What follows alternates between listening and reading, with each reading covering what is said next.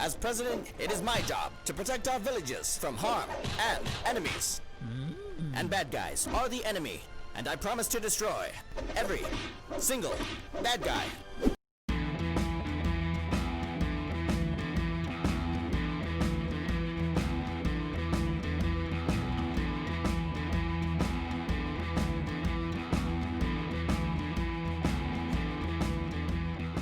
Hello there, everyone, and welcome to the Open Yawn, the podcast where we attempt to bore you with our opinions. I'm Wyatt. And I am Emmett. And wouldn't you know it, Emmett, 2020 is coming to a close. Mm-hmm. Finally, as most people would say. Uh-huh. We are recording this on New Year's Eve, the eve before, hopefully, things see some kind of a change. Hopefully, though I kind of feel like every year has been a progression of, this year sucked. This year sucked even more. Like, So, I'm not getting my hopes up too high. I'm just, glad for a fresh start. yeah, you could say that. But man, you take a look at the news and it doesn't seem to be going that way quite yet. Yeah.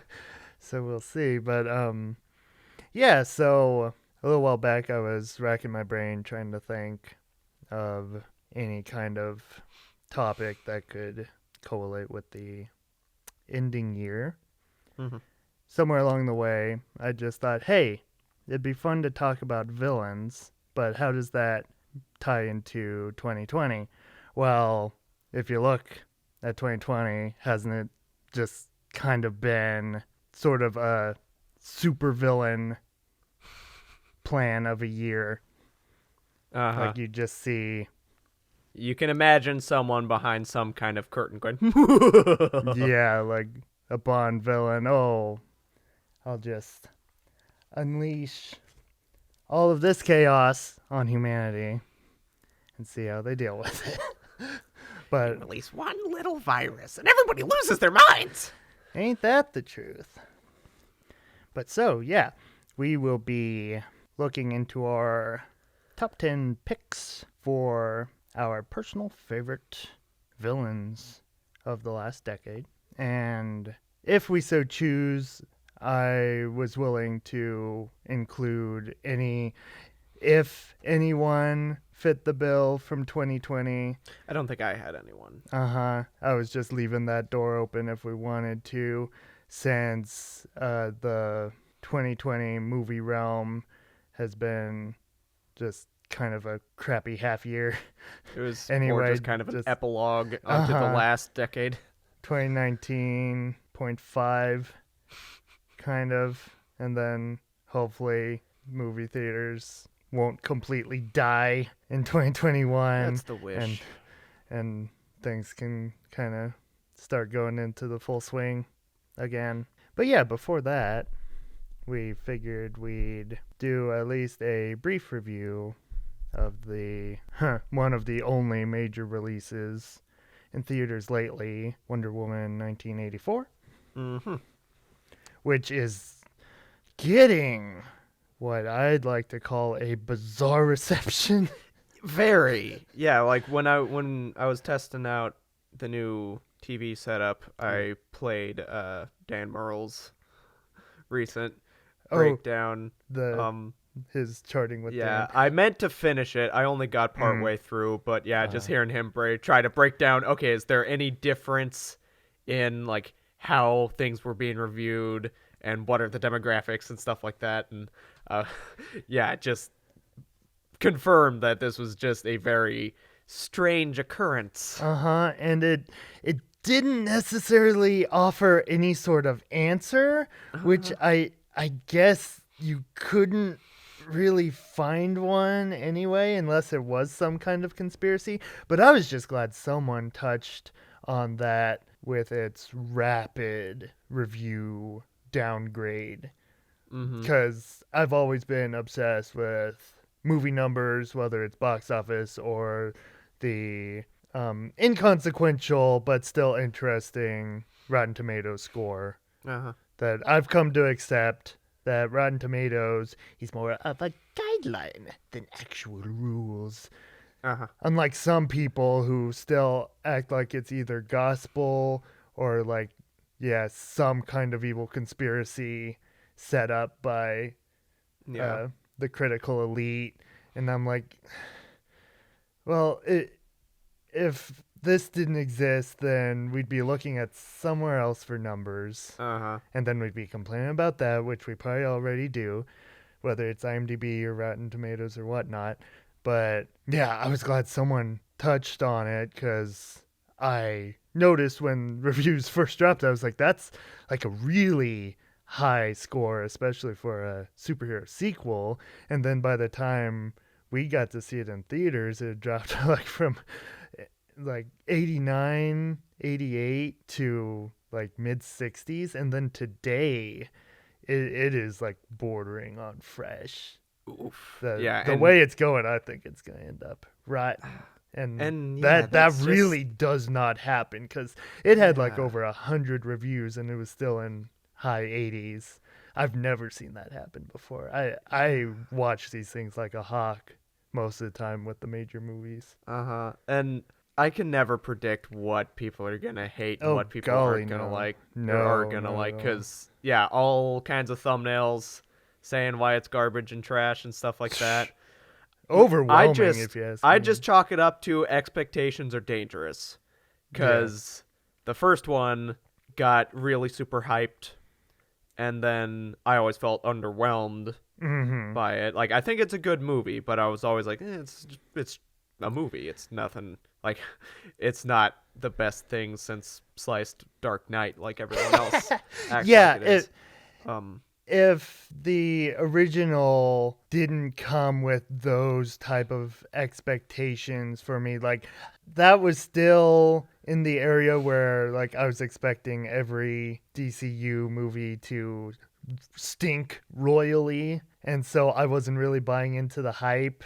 But by the time we saw it, I was hoping, like, oh man, people say this is really, really good, so I'm always hoping for a movie to be good, and I was just underwhelmed by it. Like, I understand people thinking that it's a good movie, but like, to this day, people still act like it's this stunning reinvention of superhero cinema. And I'm like, it copied a lot from previous MCU movies. Like, it just shoved Thor and Captain America, the First Avenger, into a blender, and then just tossed Wonder Woman in there. That's what I felt like. And then the biggest thing, like, I would have thought it was an okay movie, barely give it a second thought, if it wasn't for the villains. The Dunder Squad, the 3 villains in that movie that are horrible.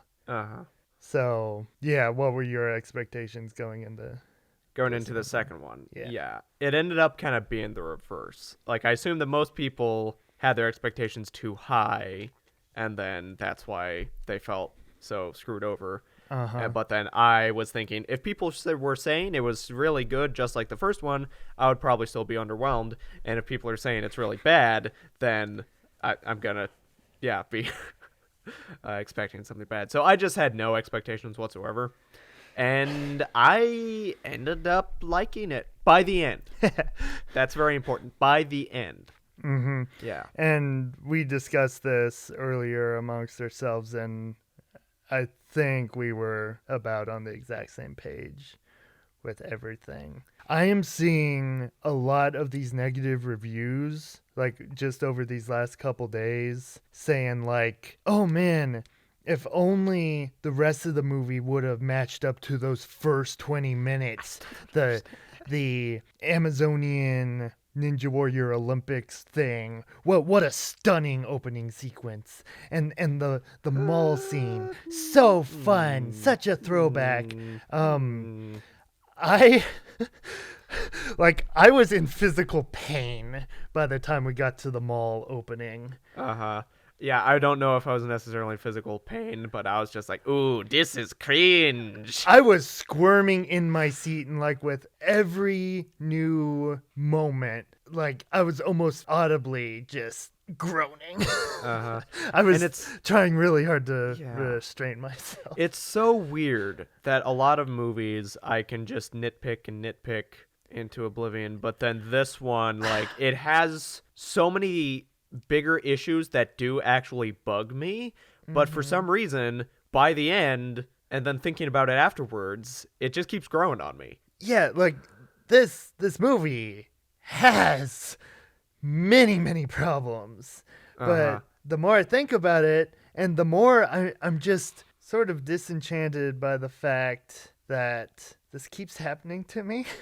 Like, I have never been on the ball for these DCU movies. Like, every single one, even when, like, these last couple years, people say, oh, they're turning around. Aquaman, Shazam, oh man, those are so much fun. And I just get out of them and I'm either, I'm just going to forget about it, or like Aquaman I thought was kind of garbage. But then, yeah, oh, you're supposed to just unite as one to just declare this new Wonder Woman to be absolute garbage. Mm-hmm. And I'm like, you know what? This might actually be my favorite of the bunch. And this is right after that the same thing happened with Star Wars. I've never been on the Star Wars train. I never was attached to the original trilogy. Never have, never will. So with this new sequel trilogy, like I liked Force Awakens and Rogue One. I thought they were good, solid blockbusters. And then we get to Last Jedi, leaving the theater. I'm like, oh man, I'm finally on the same page as you guys. I love Star Wars now. Hey everybody, I'm Kevin McAllister running out of the house. I love Star Wars now. I love Star Wars now. And then Old Man Marley is just the trolls. And then But and like, it's not just internet trolls though, that like a lot of legit internet personalities hate that movie. And yeah, like, And I'm like, I love the and Last I Jedi. keep getting caught in between that. There's I don't think I showed that one to you, but Viva La Dirt League, the channel that did like the epic NPC man shorts that I know I've shown some of you, but like they had a video of just called The Last Jedi, I think. Basically just it's two guys arguing about The Last Jedi, and then there's one guy that's just kind of looking back and forth between them, and then at one point they keep just going like, come over to my side, come over here, and then he's just like, what? But That's the thing. I never want to join sides. I just want to stay on my own little island. And then if I see someone on either side make a point, oh boy, that I agree with, then I'll point over there and like, yeah, I get that. But then usually I'm overwhelmed by one side or the other. But Last Jedi, same thing as this movie. I acknowledge it has fundamental flaws that should and need to be changed. But for some reason, it's really easy for me to just look past all that and focus on the stuff I enjoy. And with Wonder Woman, it's on a lesser scale of that. I don't think it's as good a film as Last Jedi. Like it, but yeah, it's definitely not as clean of a production. But I feel like I'd rather rewatch Wonder Woman than The Last Jedi. oh no. I would compare it more directly to the prequels, because it has clunky dialogue, it has shoddy effects, it's admittedly probably too long, but for some reason it has just enough charm Nuggets. and like it has a good heart, just a messy execution. So it ends up kind of having a special place.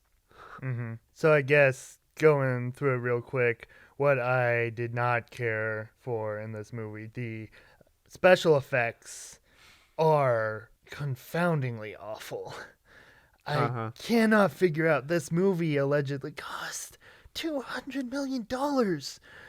Like, I thought Aquaman was like the worst big screen, like green screen effects I had witnessed, and I think this one trounced it because like Aquaman at least had a certain Ambition. ambition and scale, at least towards the end, where like the action never really got that big. I've seen people describe this movie as an epic. It is not. Like, it is surprisingly small scale, but I couldn't believe it cost that much because it does not look it on screen. Not once did I buy the lasso. Every time she pulled that out, I thought it looked like garbage. Huh. Yeah, the especially only towards the end when it's like waving around in the wind. I thought that looked worse than TVs. I never noticed that. The only really? scene that I really noticed was during the truck scene when she was swinging around and rescuing the kids, and I was just like, oh, that like the physics on that makes no sense. I don't know if it's been confirmed, but like on Twitter, someone found that scene, so it was playing on a loop over and over, and like they made a comment like, "Look at this dummy work here. This is embarrassing." And yeah, like when she grabs the kids and then they're rolling on the road, like it's really obviously mannequins. Oof.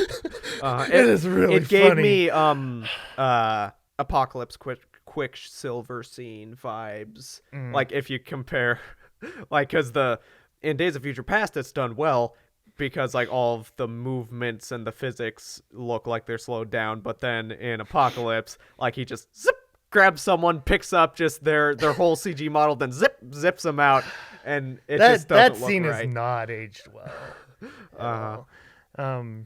Yeah, for me, I'd say a lot of the bad things just come in with the setup and the choices made to actually how they establish the characters or how they set up certain elements. Because when the movie started, I thought we were on track for like a train wreck of epic proportions with Kristen Wiig's character like doing the same thing you did in Amazing Spider-Man 2 and Batman Forever, and I forgot about Batman Forever. I've never bothered with Batman Returns, but then seeing comparisons with what do you know, another DC film where a frumpy looking female character then turns into a cat person at the end. Cat person. It's like, Oh no, like you had to do that, but and then like the way they introduce the main plot device, it just shows up. So, which I did feel like they worked around that a little bit with Tiny bit. some revelations lazy, of where though. it came from, but yeah, it's still very lazy. Let's just open this box and here's the main device. We're just gonna there's this inscription. It says to make a wish. Let's just let's make some wishes for fun. Like the way they got that ball rolling, like it was like laughable. And yeah, like that stuff was really cringy, but then Pedro Pascal The second was they like introduce him, the good kind of bad. Like he was hamming it up on purpose, and I about ate up every second of it. Did you say the good kind of bad? In the beginning. Okay, yeah. Like in the first couple scenes when he's acting, he's trying to act all charming and he's trying to match the script. Yeah, kind of kissing up to Kristen Wiig. And at that point I was just like, oh, he's really hamming it up. But then he was the main thing that ended up winning me over in the end. Or in the middle. Absolutely. He was the kind of investing object that I was curious to see where he was going. Like after the first half hour, then it seemed like every 15 minutes or so, the movie kept winning me over to bring it another notch up, and then another, and then another. And then by the end, I was like, you know what? I didn't mind that. Yeah. I actually when they, the main plot is on paper when you see the new blockbuster sequel to Wonder Woman is all about being careful what you wish for, the power of wishes. I'm like, what kind of crap is this? That's like that's like bottom tier comic book level storyline or like really like younger skewing Saturday morning cartoon. And that's what I realized after the fact. By the time it starts taking itself a little more seriously, I feel like this is one of the best examples I've seen of taking a very cartoony comic book idea and a Saturday morning cartoon villain like Pedro Pascal and then grounding it in reality. Like, Yes. Pedro's always got 1 foot in cartoon land and 1 foot in, like, grounded realism. And, yeah, I enjoyed that quite a bit. Because it was easier for me to take it seriously then. But then, yeah, when he was hamming it up to some extent, it was still very entertaining. Like, as it went on, I just found myself getting more and more invested in the Wish elements. It had an interesting escalation. I've been seeing so much backlash to the Chris Pine storyline. Really? Like, first, like, it started with, like, oh no, the man whose body Chris Pine is possessing did not give consent. Like, it's this kind of wokeism. I'm like, okay, like it's a goofy, cartoony superhero movie. You're not. That's not the issue. Yeah, like I saw here. some. They're just like desperately searching for something. I saw some people point out the plot hole that anyone else, if they wish for something, it just poofs out of thin air. And so why didn't Steve just poof out of thin air? I get that. Yeah, that it's like, okay, yeah, that's a legitimate inconsistency. It's just one of those things I'm like, why would I want to waste time complaining about that kind of? Yeah, like that shows, like, I do think that there is an element of choosing whether to like movies or not. That if you choose, like, I've kind of just chosen to like this movie, so I'm like, little stuff like that, like, I can shrug it off. And that's just how it ended up. I was looking forward to, like, completely trashing it, but yeah, I wasn't expecting to like it nearly as much as I did. And yeah, because for me, like, any poor setups like that, then like the character moments that came from it and the choices Diana has to make, I felt like kind of brought it back, like it saved it. Because there is some pretty good character work here. It's just a little clunky at times. But by the time Chris Pine exits the movie, when it actually decides to focus on Diana, like, making hard decisions, tough character decisions, that I felt like the emotional beats worked much better for me than the first one. I never got invested in the first emotionally at all, but I found that stuff to be very effective. Yeah. Probably the best acting I've seen Gal Gadot do as well, because especially, like, everything about the beginning, especially her, I was like, oh no, like I never thought she was, like, quote unquote the best choice for the role, like, especially on an acting level, but she won me over by the end. Yeah. The kind of with the whole rest of the movie, it won me over. Yeah. All right, so ranking our personal top 10 villains of the last decade. Yeah.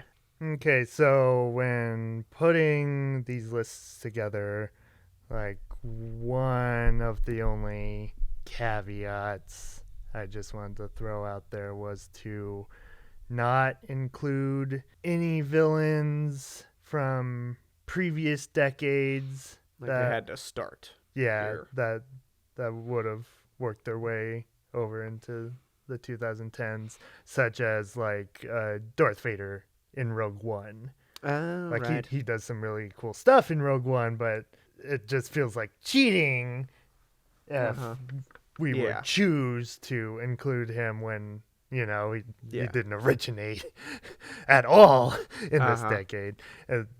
Like him or like Voldemort in the final. Harry Potter's or something like that, like more exclusively villains of the 2010s. And I ended up feeling like I had a hard time putting together a list at the start, because looking through the list of movies and films, I ended up thinking like, is that one reason why I haven't felt as wowed by a lot of movies recently? That it Same seems here. like we haven't had very many true blue villains.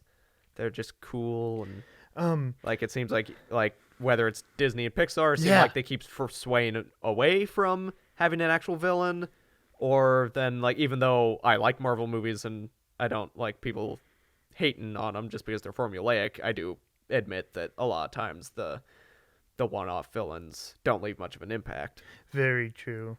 Even though most of them, like, I'm always hoping that they find a way to bring them back into another movie because I feel like they have potential. But that's usually because I feel that they're somewhat wasted in the movie they are in. But yeah, for a while I thought that was like just mainly a Disney problem. Like, I've always been lamenting, like, where are like the true blue Disney villains? We coined the term Disney villain for a reason, because that 90s stretch, just you have some of the all-time greats.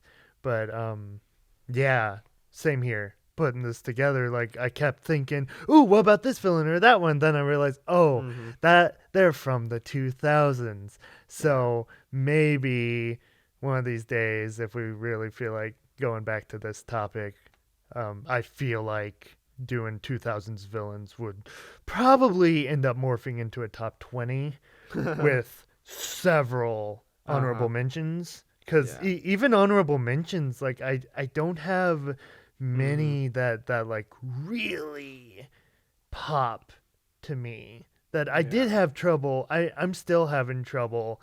I figured I'd just take it down to the wire trying to figure out my 10, because I've been, like, these last couple of days, I've been bouncing back and forth between two, like, kind of surprising choices for me that I didn't think, in theory, would have ended up there. But, yeah, like, the rest, though, I'm pretty happy with. I was surprised, because there was a few where, like, I just kind of threw them on there when I was picking out more of the highlights. I just threw them on there and then was trying to decide between, like, the lower tier ones, which ones would sneak in the bottom half. And then I was surprised by some of them. But I was like, oh, okay, that one's way up there, huh? I guess that makes sense. But yeah, and even though I felt like there wasn't going to be very many good villains, when I was just writing down the possibilities, I ended up having like a 25 candidates to choose from. I did not have that many. Like, I was shocked by I'm just gonna say right now, there are like a lot of what the internet would consider top tier villains that, like, were never even in contention. That most of them, like, I can admit are like competent villains, just for whatever reason never truly popped for me. And I'm gonna go ahead and predict that there's at least one of those that I would be surprised if it doesn't make your list. Really? Okay. I would just offhand assume we have mostly similar choices. I am very curious to see. Yeah, because it's not like our other rankings. We didn't have too many choices to choose from. Yeah, but then this is like this could be anything. So it's like, how close are we gonna be? Just we normally do tend to enjoy the same kinds of movies. Yeah, like, it is interesting how similar we are and yet different. Yet how far apart. That we tend to enjoy different things, or we enjoy different things about the same things sometimes. And Last Jedi. It may be possible that I've forgotten some too, because I went over the list multiple times, and I did that because the first couple times I went over it, then there would be times throughout my week where I would just be like, wait, that villain was in the 2010s. I didn't see them. I don't know if they'd be on my list or not, but I know I didn't see them, so I should double check. So it's possible that this list is liable to change if I remember something that I forgot. Okay, so I guess we'll go ahead and kind of bounce back and forth, going 2 by 2, and then maybe by the top 2, taking those one at a time. Yeah. All right, Emmett, kicking off. What do you got at 10? For number 10, I have Sebastian Shaw from X-Men First Class. I like it. I felt I'm like glad. for a one-off superhero villain, He's one of the stronger ones. yeah, for I sure. felt like he was definitely one of the stronger ones, and definitely aids Magneto's arc very well. Oh, and very. it's like thinking of one-off villain deaths, I feel like his death is one of the best, Like like best emotionally ever. resonant ones Yeah, that you could do. that's why that movie ranks so highly for me, because it just understands its emotional core. Like that where it so expertly sets up the coin at the beginning and keeps it relevant so you don't forget it. And then, oh man, yeah, he did not make my list, but like going through the years, like I did take notice of him. Yeah, and now looking at it, like I think I kind of put him last just because that was kind of like the order that I decided. But then now looking at him, like 10 and 9 could be switched. I don't know. But yeah, then 9 is Carnegie from Book of Eli. Wow, that's very interesting. Yeah, mostly because I wanted to give Book of Eli some love. Right? I mean, I think I knew this, but I'd forgotten that it's in like the 40s with the percentage, or maybe I can't remember if it was high 40s Rotten or Tomatoes, early. Yeah, 47. 47. That's not Criminally that doesn't make any underrated. sense. Like if it was just kind of run of the mill like 60s, I could understand that. But yeah, it doesn't seem like something that should be looked down upon. Although I don't know how it was advertised, but like on Wikipedia, the critic quote that they had was like, "It's like Mad Max, but without any car chases." So I was like, What are you talking about? There's car action in there. yeah, there's very good action. It takes itself pretty seriously and slowly, but it has some good action and some intense sequences.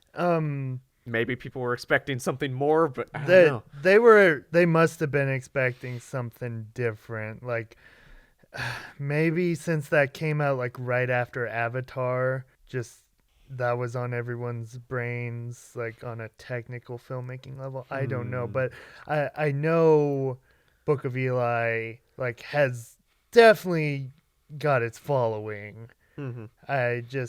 It doesn't appear to be as strong as like some other movies. Like I don't know if it has yet hit cult classic status, but like I won't say it's getting there. And yeah, the more love it gets, the better.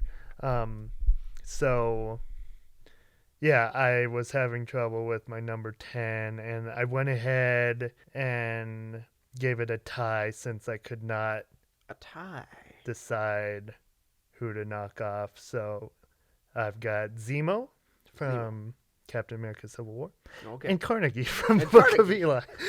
Okay. He had been an honorable mention for a while, and then last night when I was fiddling with my list, I'm like, hey, let's rewatch Book of Eli. So I started it last night and finished it like an hour before.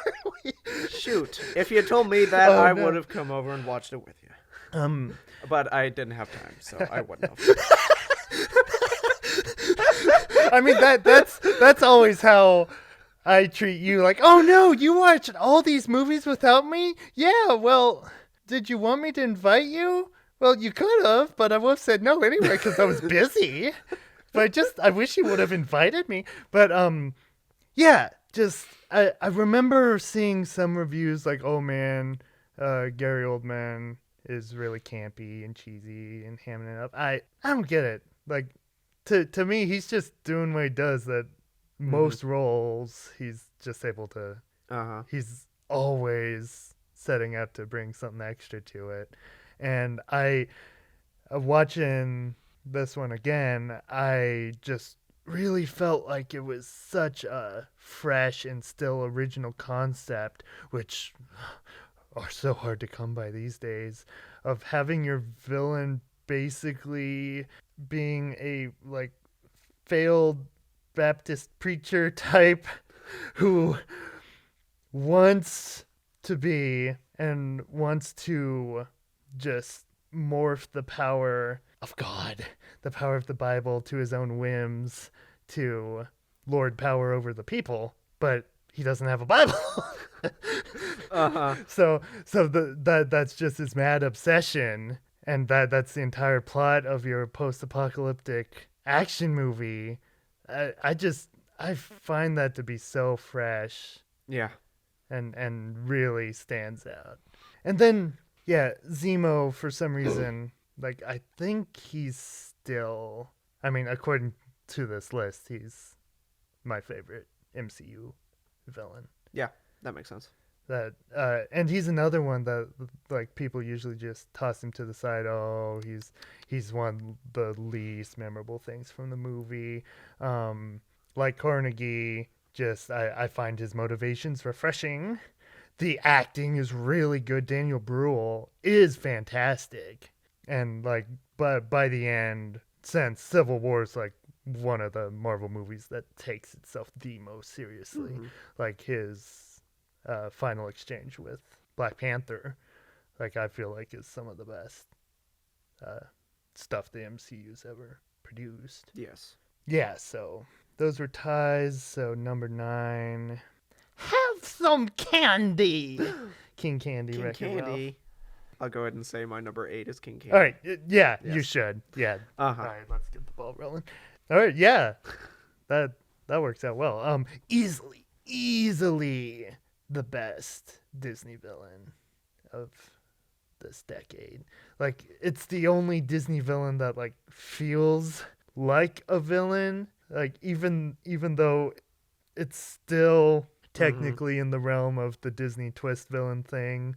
Like, none of their other twist villains, like in Frozen or Zootopia, like, once they become villains, like, they're just like kind of Dr. Evil, just oh, look at me, I'm a bad guy. Oh, and they don't really like, do anything. And King Candy is like a villain on top of a twist villain. Like, he's an entertaining antagonist. He is 3 layers deep as a villain. He is 3. Yeah, he's an entertaining antagonist as King Candy. Then he's an interesting. I don't know. Like, I was gonna. Interesting twist. I was gonna try and have multiple words, but I only have antagonist and villain. I need a third one. What's a third word for villain? Bad guy. Bad guy. Yeah, he's an interesting bad guy as the turbo twist. And then he's a flat-out video game boss villain. I mean, he says it himself in the movie. Yeah. And it's frightening. It's so frightening that awesome, it decided to rip it off for the sequel. And in my opinion, King Candy was still scarier. Yeah, it. Yeah. Ugh. It what? It what? I thought you were talking about like It the sequel, like as in Ralph, the Wreck-It Ralph the internet. So at first I was like talking about the virus. What do you? Oh wait. Okay. I mean, I do like how that played out in the sequel, just because those visuals are astounding. But yeah, and then Alan Tudyk's voice work is like so much fun too. Yeah. Okay, that was your number 9. Yeah, and your 8, so your 7. Yeah, 8 King Candy. 7 is Howard Stambler from 10 Cloverfield Lane. I guess we'll go ahead and skip over my 8 because my 7 is also Howard from 10 Cloverfield Lane. Okay, see, this was what I was thinking that we mostly, like, so far this is almost an identical list. Just in a slightly different order. But if we can just talk about characters we like, that's fine, too. John Goodman was robbed of an Oscar nomination. He was, indeed. Yeah, he takes his his lovable John Goodman-ness, Oh, and then he does it twists so well, it too. so well. Like you really, really like him at a few points. that's really a transformative and impactful performance. And just kudos to whoever was in charge of casting to get John Goodman in that role, and then by the end, like, just have him be almost a flat out monster, like a horror villain. I never like would have thought I'd want to see John Goodman in that type of role, and yeah, he just nails it. That he's one of the many things that come together to just make that movie absolutely rock. I love 10 Cloverfield Lane. Mm-hmm. Okay, so So we both had him at 7. So 7 what was and your skipped 8? over my 8. So now I got my 8 real quick. Extremely late comer. I'm still shocked made the list, but I feel happy with this choice. 8, Maxwell Lord from Wonder Woman. I wasn't, since I already kind of had my list made by the time we watched it. I decided that since it was 2020, I didn't need to count it. But yeah, I did feel like he was a good villain. He was easily the best thing about the movie, and yeah, every building scene. Like, I just loved what Pedro Pascal was doing more and more. Again, one of the more investing, like, big villain plots in a comic book movie I've seen recently. I'm still shocked by that.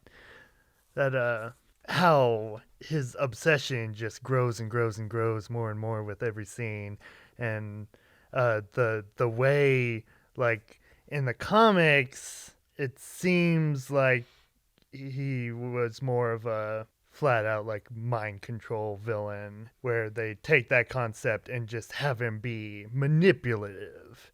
Just he is able to kind of bend people to his will to have them say and do whatever it is he needs. And just how, as the movie goes on, he just seems more and more desperate. And how, like, his body's deteriorating, and he doesn't quite know how to fix it. And I like the stuff with his son. I've seen some people say, "Oh, they just threw that in there to have something heartwarming for you to get attached to him." I mean, it worked. I was attached if to it him. works. If it works, that ain't stupid.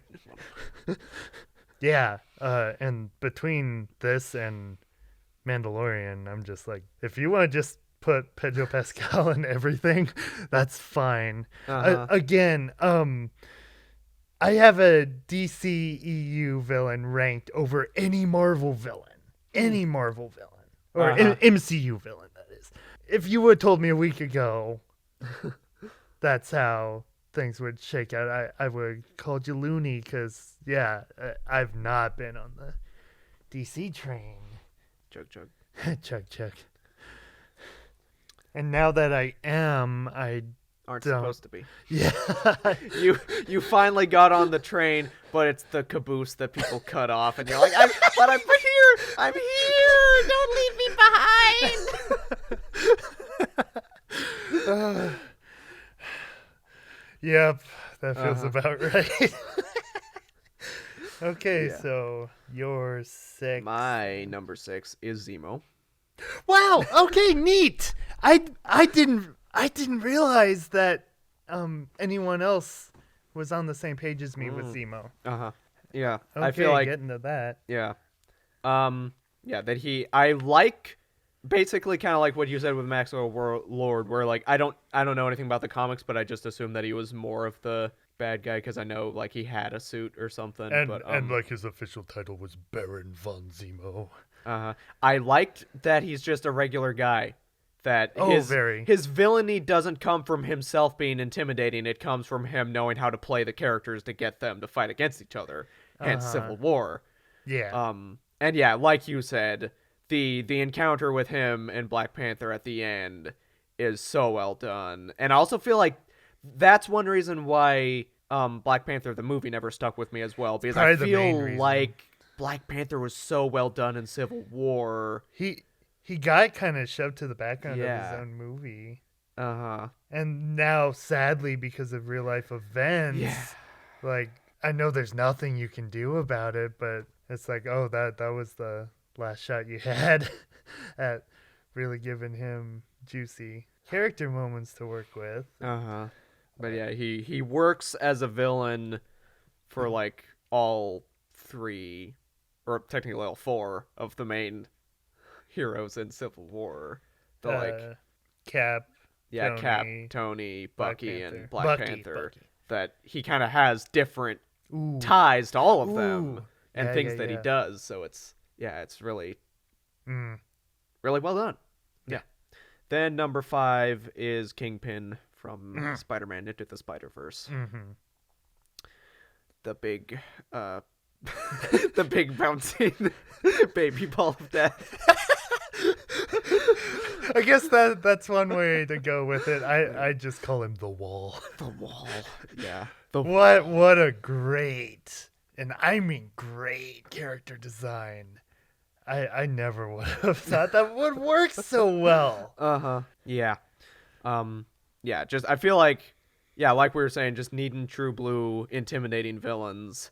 He pulls off the intimidating like every moment he's on, and maybe it helps that like one of the first times you see him, he's literally killing Spider-Man, so it's like, oh, yeah, shoot. that definitely helps. Yeah. It's like, okay, we're in for something serious in now. your PG kids movie. Uh-huh.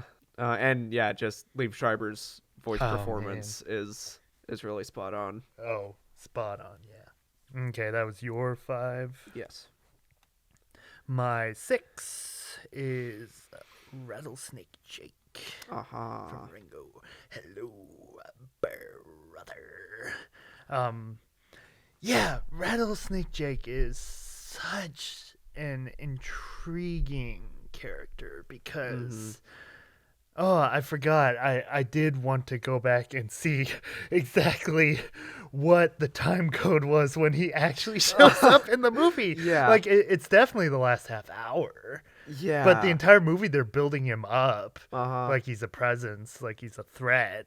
Yeah. And so, like, of course, I would have preferred that he'd be in the movie more. But once he shows up in the movie, like, he does not leave. Uh-huh. That... And I'll go ahead and say he's my number 4. Good. Yeah. Good. That works. Yeah. What's this? 3 times now we've got Rango up. Just see the past couple podcasts. I was waiting to see how many times we could just naturally bring up Rango. If every time, speaking of Rango. Uh-huh. But in my humble opinion, you can never go wrong casting Bill Nighy. Uh-huh. And it's a little similar to Gary Oldman in Book of Eli. British actors like really playing it up as kind of Western bad guys, but like just everything works. Like again in a kids family movie where you have a villain that's actually a threat. Uh-huh.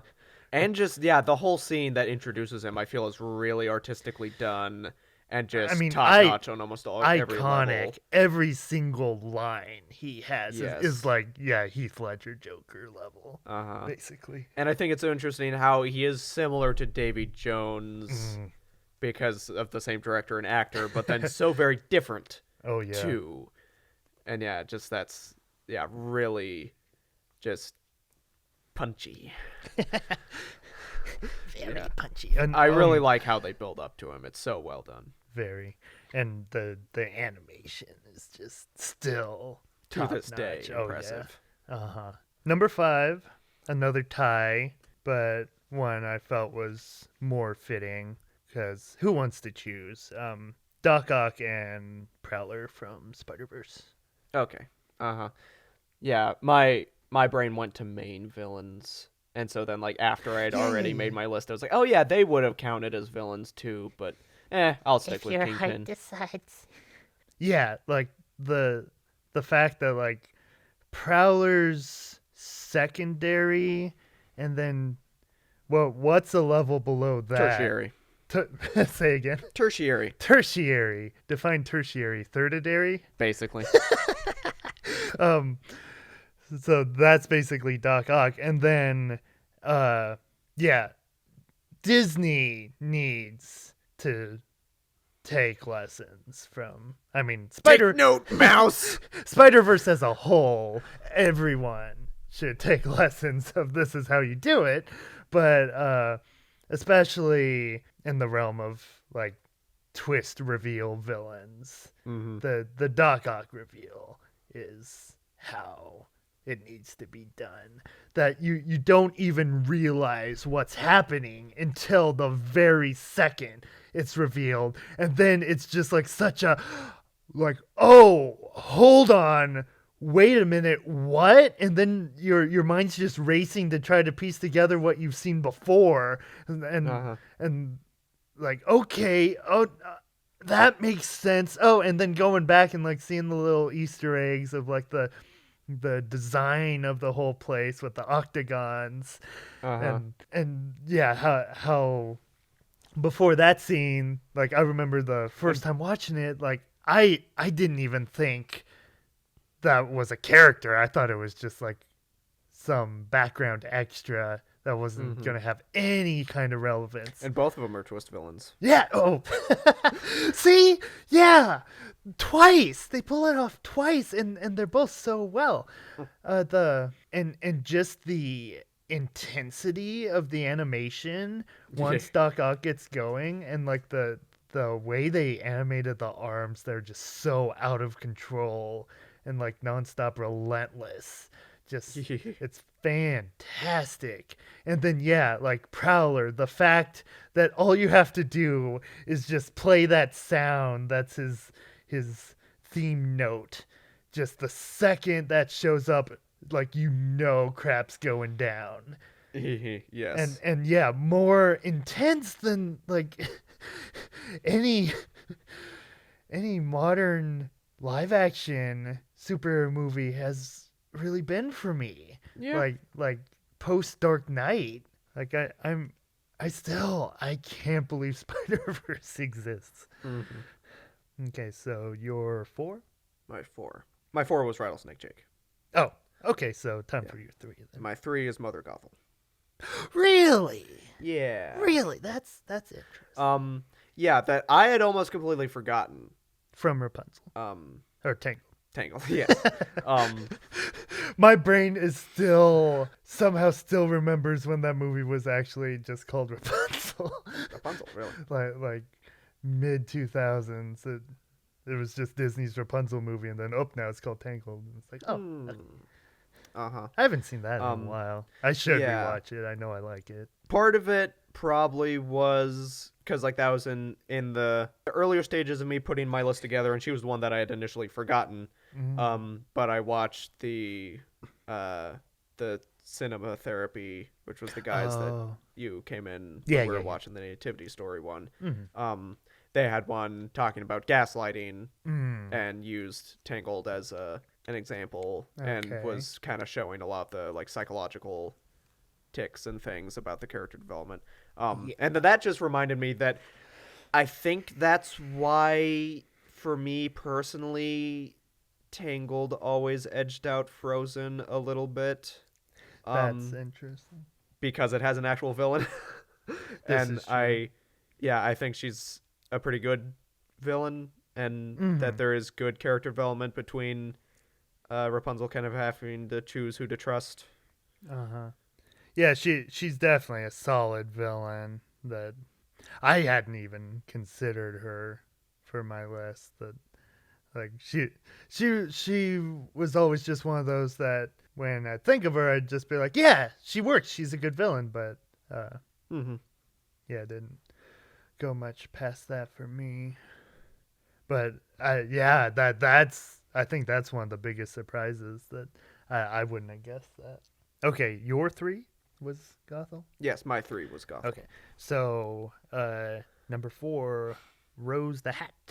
Really? Dr. Sleep. Yeah. So like Rango, the more we can bring up Dr. Sleep, the better. Uh-huh.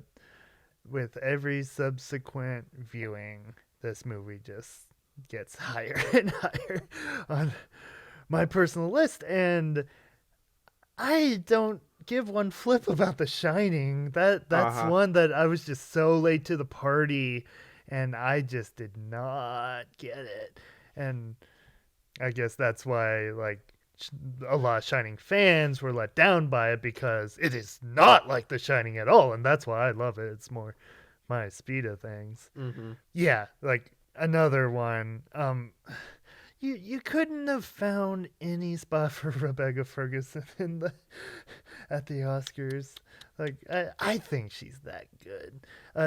And also a shout out to Crow Daddy and Snakebite Andy too, because kind of similar to Doc Ock and Prowler, like excellent supporting villains that help build up the main villain and just helps make that movie work like it does. Mm-hmm. Something about vampire cults or whatever they are. Uh-huh. So yeah, and I'm very curious moving forward to see what else you have. Mm-hmm. Me too. I feel like there's at least a couple big ones that aren't gonna make it onto your list, I don't think. But number 3, Kingpin, Spider-Verse. Kingpin. Okay. Yeah. Oh, I didn't forget him. Yeah, to me, like, since it came out the same year after watching Spider-Verse, I was like, oh, Kingpin is my Thanos. That everything that everyone was saying about Thanos, like, I understand. But just, I feel like Kingpin is more threatening by the fact that he's just a guy. Like, he's not an alien overlord with 6 power stones that he could literally do anything with. Like, he's just got his fists and his wall-like nature.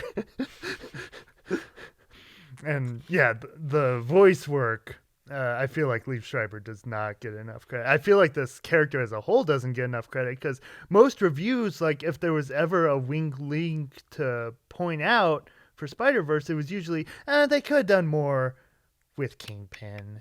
He was underutilized. And to that I say, what? To that I say, ha! And no. No.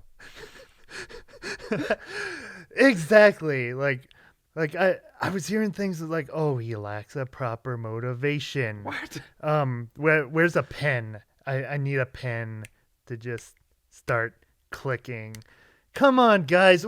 Is that when, like, okay, that was following like a high octane action sequence. Is that when you all went, oh, I need to go to the bathroom? And so you walked out and then, oh, where's his motivation? Because, like, when you've got that scene in there, like, it's all done visually. Plus the soundtrack just accentuates everything. And, man, like, to me, it's such an effective emotional scene, but it's also hilarious when you're cutting to like these Van Gogh type portraits of him and his family. And he's got like regular sized normal human boy and regular sized human wife, and then just wall dad like in a sweater vest. I do not know how that works, but like, so there's, I mean, everything about that movie, there's always an extra layer there that just makes it pop even better. And yeah, like, I mean, that movie, but he is a character I could just go on forever because he does not get enough love. So that was your 3. My 3, so we'll knock out the 2s, I guess. The 2s. Number 2, I have Koba. My number 2 is Koba. Okay, good to know. I would have assumed that Koba was near your top, because I mean we love the Modern Apes franchise so much. It's like, how could it not? Okay, so starting off just like top tier effects. Yes. Come on. Yeah, one thing I forgot to bring up for the podcast, not in life, because used to be like the only thing I'd ever talk about. The fact that Interstellar beat Dawn of the Apes for effects. I still like over the years, like I understand, but I don't accept it.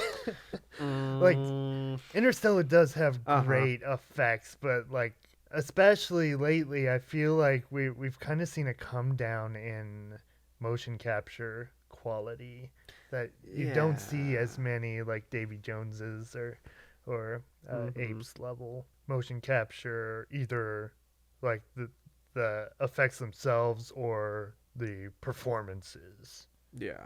Because, like, with the Apes, everything is firing on all cylinders. Oh, the man. effects, the acting, the directing, the music. It's all just pops, and it's good. The directing, like the scene when he's seemingly goofing around with the soldiers, Yes. like unrivaled, like that's like just all time cinema right there for me. And then shots like when is it Carver, the Yeah. naughty human. That gets sent to the van. Yeah, and he lights a cigarette, and then you see that's when you see Koba watching him like that. That's like horror movie imagery, and it's oh, and yeah, such a great design, like with this bitter, like scarred and mutilated ape. Like you understand why he doesn't like humans, because they did that to him. And like how things escalate. Like the movie starts out with him and Caesar like absolutely on the same side, and then just as it slowly goes on, it morphs into just outright villainy. Yeah. And shout out to Toby. Yes. Poor Toby Kebbell. Like this was his chance to shine, and he absolutely did. But then it feels like the last few years, like especially when you get cast in Fan Four Stick, like that's tough. Yeah, he always gets the short stick, Mm-hmm. or ends up in lesser movies. Either lesser movies, or even when he's in great movies like Monster Calls, he's still not in it for much. Or like I think we both like Kong Skull Island more than most. But whatever they were thinking with his character, where it's like, oh, he's one of the major players. Oh, nope, he's gone. He's just gone now. Sorry, guys. Oh, you were emotionally invested in him. Nope, he's no longer a thing. Like I don't have a clue what that was. Like, I it wanna really say it feels was some last minute. Yeah, change. it really feels like something got written out and the plan got changed. So they're like, what do we do now? And let's just eat him. Just get him out of there. Because And he it's was like, such a more interesting character than basically any of the other major players. Like definitely more than Tom Hiddleston. Sadly. Sadly, yeah. And like Koba's the villain in Dawn, but then even in War, he still lingers. His presence the lingering is effects known. of Koba, yeah. And so that just kind of cements him as being a really good villain. That at first when I heard that they probably are gonna bring him back, I was like, how's that gonna work? That's gonna be dumb. Because Dawn ended with like kind of a teaser. Oh, he might still be alive. The rubble shifted. I'm still surprised they didn't actually bring him back. But yeah, like bringing him back as a nightmare that's haunting Caesar. That's exactly what you needed to do it's- for Caesar's character. Yeah, it works really well to show the dynamic between them. That Koba's kind of basically everything that Caesar is afraid he would turn into if he went to the dark side. It's so interesting because at the end of Dawn, like when Caesar defeats him, he basically gives us the audience the excuse, oh, apes do not kill apes. Well, you're no ape. You're something worse, so that's why I need to get rid of you. But then, so like at the end of that movie, we totally accept it. It's like, yeah, you needed to do something about him. But then by the next one, like, that decision did not go lightly with him. Yeah. And I loved that. Like, most movies would just, move on, move past it. You bought it. It's okay. That like, no choice is an easy one. And we need more, like, blockbuster writing. Like, That's why I'm hyped for Batman. Hopefully Matt Reeves can just do his thing. Oh, I'm so hyped for that. It's so long to wait, though. Oh, man. Okay, so one of us is gonna have a drastically different number one. I think. And yeah, the number one is the one that I was talking about when I said that I was surprised, because I just I put the list together initially, and I was just like, that's probably gonna change. That's like nothing against it, but that's not gonna stay there. But then the more I kept trying to think of, okay, what else is gonna be number one? Can't think of anything. I guess that'll stay there. I have Rose the Hat.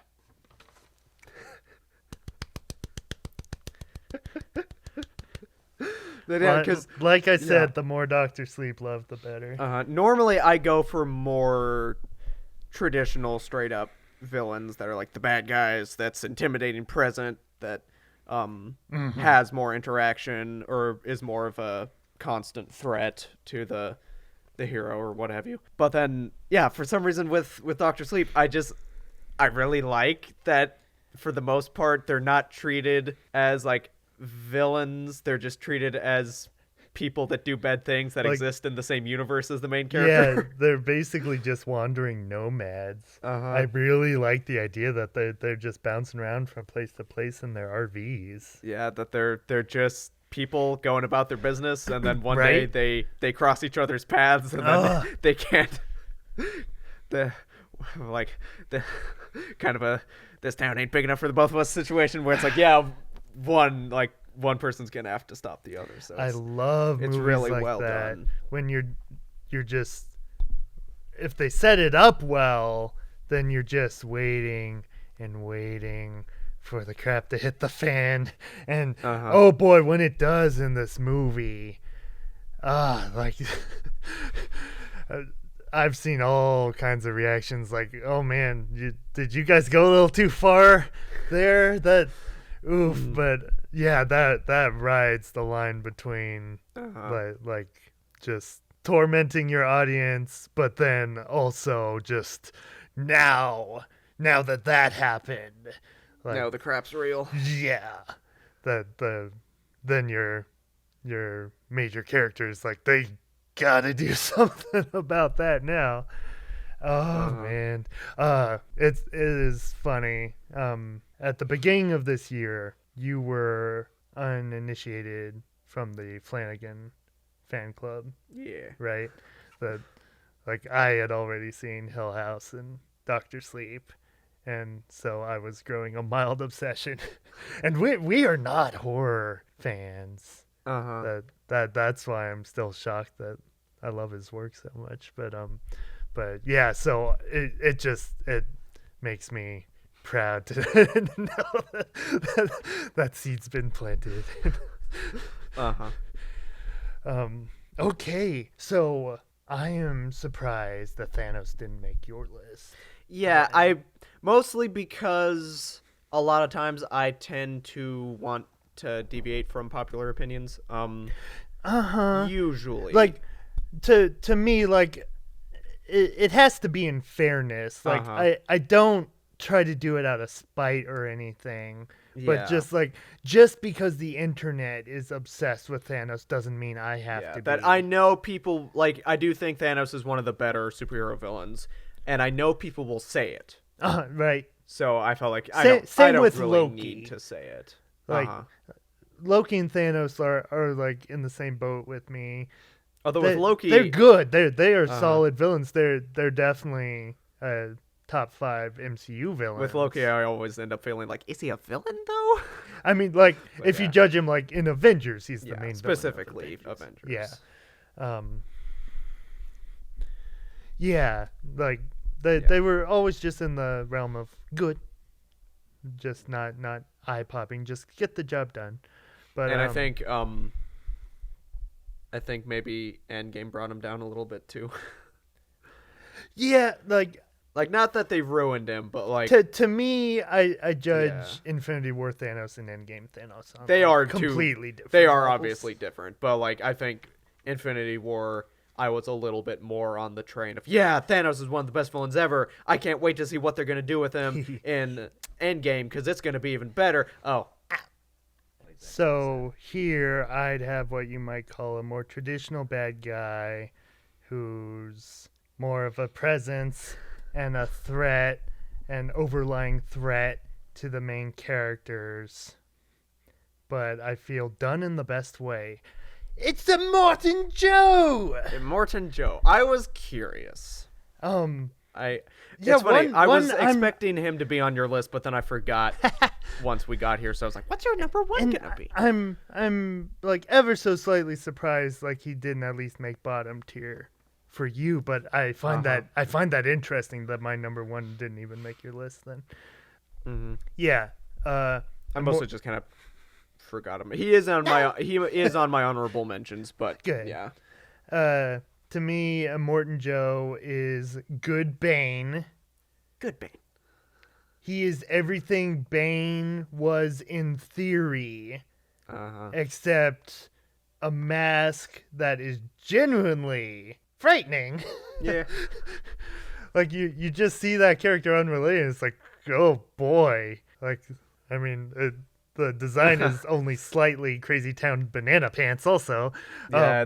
And I think maybe that's one reason, because he is a little disturbing. So yeah, but that's what makes him so interesting. He looks so disturbing, but the entire movie, like he's just a guy. He's just a guy that wants control and wants what he wants, and like it. There's like almost like a sense of underlying humor to it. At least to me, where, just such a ridiculous, insane, over-the-top costume, just driving the most insane cars. And to me, a much more believable voice than Bane for your villain. His voice is, like, good, iconic. Mm-hmm. Yeah, to me, like, this is how you knock out the more traditional villain. You just make him a presence, you make him a threat. Like, when you think about it, like, all he really does is drive a car. But you're always like, you do not want him to catch up to the heroes. It's kind of like just the brand they've built around him. Mm-hmm. That's enough to make him work somehow. Yeah. And shout out. I did think it was kind of sad that I mean, it's sad anytime we lose anybody, but it's sad that we lost that actor this year. Hugh Keys-Byrne, like just a month or so ago. Oh, and I also find it so interesting that he played the main villain in the first Mad Max. A completely different character. I still haven't seen the first Mad Max since the full thing anyway. Only snippets, and since I saw Road Warrior and like heard that was like the better Mad Max of the two, and I wasn't completely on that one, so I figured I probably didn't need to waste time with that. But I find that such an interesting choice to cast that actor again as the main villain again in your series, but have it be totally completely different. Like that does not happen, I want to say, ever. Yeah. Or at all. Like if they're not like playing like some like at least different version of the same character at least. And Mad Max, like Spider-Verse, just one that I could just go on forever of everything that makes that movie fantastic. Which gladly everyone else is on the same page for at least those two movies At in this least crazy those two. world. Yeah. So, yeah, at the very least, there's that. There's that. So yeah, honorable mentions. Yeah. I have Immortan Joe as an honorable mention. Oh, good. What was that one you were telling me that like you weren't sure was actually a villain? Winter Soldier. Oh, That he very nearly made it Like, on as one of the bottom. he was the few main threat of of the Winter Soldier. Soldiers. Yeah. That what made sense. Yeah, and because in Winter Soldier, I felt like he was one of the better villains, one of the better superhero villains. It's funny, like it's almost like the Captain America movies are just like some of the better MCU movies. What? You mean superhero movies? Period. Superhero movies, yeah. That's the thing. The entire time watching Wonder Woman, like even though I liked it, I was still like, you had all the makings here for like an all-time great superhero sequel like the Winter Soldier. If you had action scenes that popped like Winter Soldier did, and effects that were even remotely convincing. Yeah. I have Lord Shen. Yeah. Another Gary Oldman role. Yep. Because he just knows how to knock those out. He does. And his villain from Dawn of the Apes never really made it onto any consideration, but I just thought it was funny that he potentially could have been on the list 3 times. Yeah. I mean, when he gets stuff to do in Dawn, he is fantastic. Yeah. Like the scene with the photographs. Like he never skimps out on a role, it seems like. And then John Fitzgerald from Revenant. Oh yeah. Yeah. And this is another one where I was like, it's not really a villain, but I'm curious to stick it on there. Dane DeHaan from Chronicle. That he's the main character, but then by the end he's kind of the villain. Dane DeHaan almost made my list. Really? Yeah, so he was an honorable one, but yeah, for a while I was heavily considering him, and then I kind of forgot about him. Like there were a few that I could have swapped out right at the end there. Because I mean, he basically, him in Chronicles, the better version of Harry Osborn that he went to play later. Yeah. But much more of a threat. And like you get the motivations a lot more, and just the build up. Yeah. That is. That's why that movie stands out from the pack so well. You don't really get that just exploration of superpowers, and the whole like muscle memory thing that you really have to push them and strain them to get better at it. Yeah. You barely see that in any other superhero movie. Another choice that was almost on my list that then got bumped out, the kaiju from The kaiju. Pacific Rim. Yeah, I kept passing over I kept looking past Pacific Rim and being like, oh, I wish that had more of like an actual character as a villain. That's kaiju, folks. Yeah, like if we ever talk about like just movie monsters, like that's why they didn't quite make the list, because like even though like I could have made a case for them that they're more monsters, and I mean they're monsters, but monsters more than villains, but like they're the main threat of the movie. Yeah. But just how, I mean, Del Toro always knocks it out of the park with creature design anyway. Yeah. But that's why those just stand out more than something like King of the Monsters. King of the Monsters. Oh, oof. Oh, yeah. But yeah, and in a similar sense where it's like it's not a villain, but it's the main threat of the movie. On my list, I also had Space from Gravity. Yeah, I mean, that was a joke, but yes, I do have it on my list. Like that one would have made sense. I've seen other people make that case before. Unironically, I don't know. Okay. Maybe Just making sure. I want to say I've seen it both ways. One that kinda, in retrospect, surprisingly wasn't higher up in contention, but like deserves a shout out. Kylo Ren. Yeah. He's a solid villain. Yeah, He he's the best part of the trilogy. he I want to say really had the Thanos effect harder for me, Yeah. where like his standing as a villain was much higher before Rise of Skywalker, Uh-huh. where I can't remember a single gosh dang thing he did in that movie. I'm Mopey Boy. I'm gonna get stabbed and then see a vision of my father. Ray, you've got a grand puppy. Congratulations. Another honorable mention: King Louis from Jungle Book. Oh, Again, right. what maybe would make a movie monster list better over a villain, but like That's a good one. that I wanted to at least give a shout out, just alone for the fact that you cast freaking Christopher Walken. That is still ingenious, and then also why that movie hit so hard for me. That shot, like the full King Louis freak out.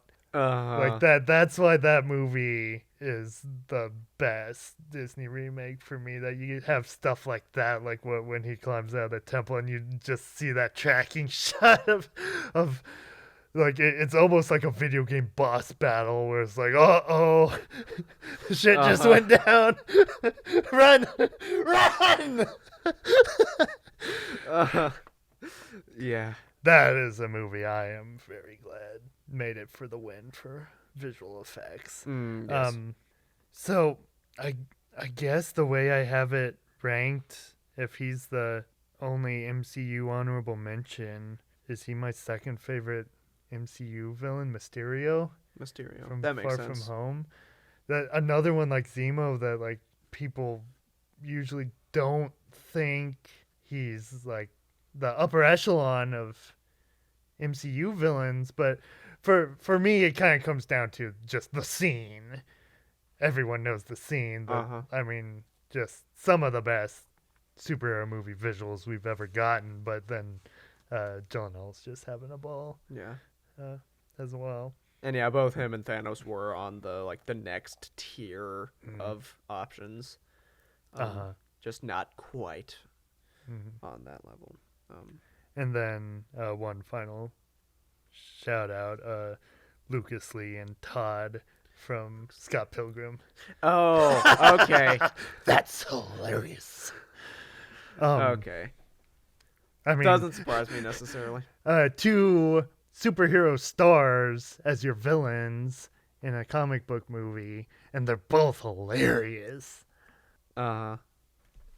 And then I feel like I had a few more that I forgot to add to the list, but I also had a few missed opportunities, villains with potential that I'm sad weren't the best villains of the decade. Ultron. Yeah. I like Ultron more than most, but I do agree they did not go as far as they could have and should have with him. Constantine, aka Evil Kermit from Muppets Most Wanted. Right. Yeah, he could have been entertaining. This one almost makes me mad because I see so much potential of what you could have done with him. Like, that is a really funny idea of an evil Russian doppelganger Kermit. That is so funny. The character isn't funny. They don't really have him do anything funny. They don't give him jokes. He's just kind of evil. I remember watching the first trailers for Pirates Dead Men Tell No Tales, and when you got your first look at Javier Bardem, that I was thinking, here we are, we're finally gonna get another Pirates villain, and maybe even another Pirates movie that even comes close to Davy Jones and Dead Man's Chest. And that wasn't the case. He's really unmemorable. Yeah. Sadly, I thought the casting choice and the concept was fantastic. That still a very unique take on ghosts. Yeah. That they're kind of like trapped underwater, sort of.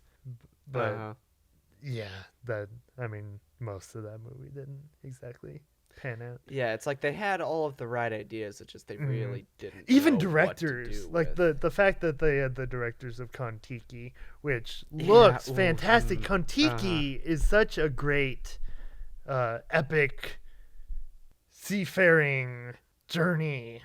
Like an epic take on a simple concept. Yeah, and how I'm sure the budget on that movie wasn't very big at all, but it's sharks, CGI man. shark like blows the one in pirates just out of the water. that shark literally Smile, jumped you out son of of the water. But yeah, like everything seemed to be lining up for something at least great. Like I don't hate it, but like I don't Stars really are think aligning. about Oh it. wait, no, one of them's a satellite. It's the Disney satellite. Let me just get my. Well, let me. I don't. I am king of the world, literally. I'm just traveling the globe. Hi, you guys! From way up here, you all look like little ants. Even down there, I still think you're little ants. I can't do Mickey as good as you, and that makes me sad. And then last one I've got on the list. I feel like there's still some juicy ones. I forgot Smaug. Smile. Oh yeah, so much potential. Hobbit, like again, fantastic choice. Like that was before the Cumberbatchesance, where he was just in everything. Like that when they cast him, I was like, wait, who's this? Benedict Cumberbatch? Who's that? And so I had to look it up, and it's like, oh, okay, I've seen him in like a thing. So was he in he might be good. Amazing Grace? Yeah. Yes, and I remember him being in the same scene with like Toby Jones, I think. And then I don't remember a thing about that movie. Or Just was that he and was it that? Ewan were in it. Yawn. I don't know. I can't remember if it was that one specifically. I just know he was in a scene with Toby Jones in something, and then you guys had it paused, and then was like, "Hey Emmett, that guy's gonna play a dragon," and I was like, "Toby Jones." Okay. I want to see that. He's a good actor. Yeah, I can't remember a single thing about Amazing Grace. I know. I think shortly before The Hobbit, Benedict and he were in Tinker Tailor Soldier Spy, another movie I don't remember a thing about. I just know that had like a stacked cast, like an unbelievable cast, and then I fell asleep and forgot everything. You fell asleep in the movie or just afterwards? Everything. Okay. That was dull. But okay, any final Badguy let's see. thoughts? Look at my list.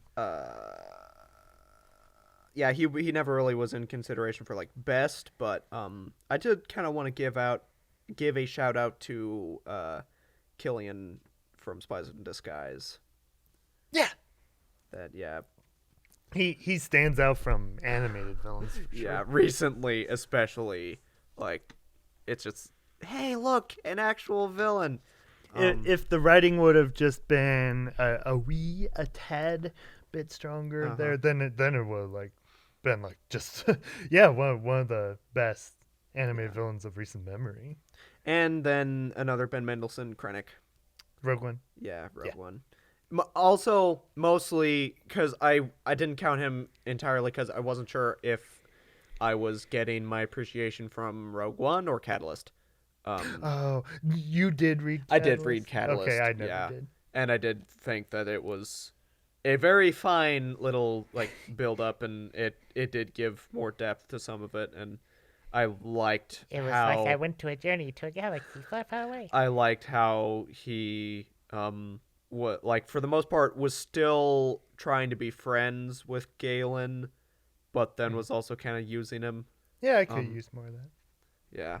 And I'm looking forward to the Bad Batch because like Catalyst kind of made me realize, hey, we've never really gotten too many like transitionary stories right. that like actually take place. Like, what was it like for everyone to be like, wait, the Republic is the Empire now? What does that mean? And stuff like that. That has so, so much potential. uh-huh. It's funny, you could just stop there. I'm looking forward to the Bad Batch. Me too, buddy. Uh-huh.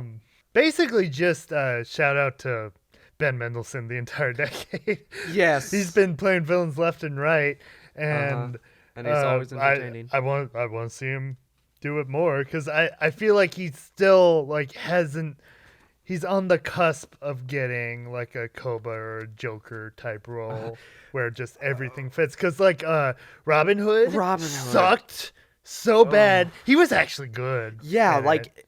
a couple That of his made scenes, me wish it was that really it could like have been a great movie. yeah, he was really intimidating and did have interesting acting and interesting backstories, and seemed like, in a weird way, it seemed like the sheriff that they were trying the hardest to make him an actual character, not just, oh, he's just the sheriff, he's out to get Robin Hood just cuz. But yeah, that movie was oh boy. And then I don't know what it is. There's something that really cracks me up about his character design in Ready Player One. Yeah. The fact that his video game alter ego is just him, but just like big and buff to the max. Yeah, beefed up Ben. Like it really, if they'd leaned into him just being like super egotistical, just his avatar. Oh, you can have anything you want. What do you want? Oh, just a big beefy version of me. Just Now, if that movie could have taken him and that design, but like played it up, like, since that is like a big intimidating looking character, and treated it like a Kingpin in Spider-Verse, like that movie needed a lot of little tweaks. That it had something there, but it all it needed was a little love to like really be something great. yeah. But it's like, as it is, it's a fun little movie. Yeah. One with greater potential. Alrighty then, if that's it, I guess we'll get her wrapped up then. Next week, I figured just putting this list together and looking through all the movies, like, I tended to come up with more villains I considered the worst than the best. So then I was like, hey, since we're on the subject, why not do an episode on worst as well? So next time, get ready for the worst villains of the decade. That one should be a doozy, I would think. I'm very curious, because like I had a little bit of trouble gathering thoughts or a list for worst, just for the preliminary stuff that I've done so far. Because for me, usually if there's a bad villain, I tend to forget about him. So we'll see what I can come up with upon further studying. I have a feeling like I probably could come up with a top 30 if I really wanted to. Really? Because sadly, it's easier to mess up a villain than really make one pop. But yeah, here's to the future, and just hoping that just the world as a whole gets a little better. Sometime soon. And if movies also want to kind of hop on board that train, Come back. that'd be nice as well. Come back.